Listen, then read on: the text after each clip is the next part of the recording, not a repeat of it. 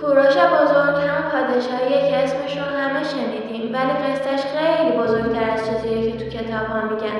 کوروش بنیانگذار حکومت هخامنشی بود، حکومتی که تونست اولین امپراتوری یکپارچه و منظم دنیا رو بسازه. اما چیزی که کوروش رو از بقیه پادشاه‌ها جدا میکنه رفتارشه. کشورهایی که فتح میکرد و خراب نمیکرد، به باورها و فرهنگ‌های مردم احترام میذاشت. برای همین خیلی‌ها خودشون بدون جنگ تسلیمش میشدن. یکی از مهمترین کارهاش آزاد کردن مردم بابل بود، کاری که باعث شد شهرتش به عدالت‌خواهی در کل جهان پخش بشه. دوران حکومتش زمان شکوفایی ایران بود، از اقتصاد گرفته تا فرهنگ و آرامش مردم.